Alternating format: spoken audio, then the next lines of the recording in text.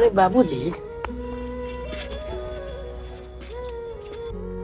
बाबूजी खुश प्रणाम। रही खुश रही खुश रही। आई बैठे। बाबूजी कही समाचार। समाचार तो सब ठीक बा। कहता नहीं कि बॉबी का गुजरला तो 1 साल हो गया और वो छोट छोट दूगो बच्चा बड़न सब। तो हम सोचनी हो कि काहे ना छोटकी बबुनिया से और शादी ब्याह कर दिया कि लइकोनों के गुजारा हो जाई, पालन पोषण हो जाई और दूगो रोटी टाइम पर मिलत रहे। बाबूजी शादी कइल कोनो भारी बात नहीं है, बाकी हम नहीं चाहत कि बॉबी की जिंदगी में कोनो दुआ लड़का आए। कैसे कि हर आदमी के जिंदगी जिए के अपन सपना होला। आ रहल सवाल हमारा शादी के, तो कोनो दुआ लड़की देख के हमारा शादी कर देम। आ बॉबी के अच्छा लड़का देख के शादी कर दी जाई।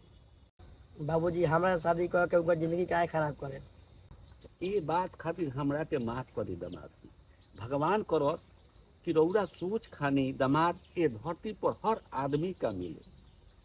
आज हम ई राउर बात सुन के इतना खुश बानी कि जवना के जवाब नहीं थे। रौरा धन्य बानी दामाद। बाबूजी राउर हम दामाद ना, राउर हम बेटा बानी। आ राउर खुशी में ही हमार खुशी बावे। ठीक बा दामाद जी, तो अब हम चलत। ठीक बा। प्रणाम बाबूजी।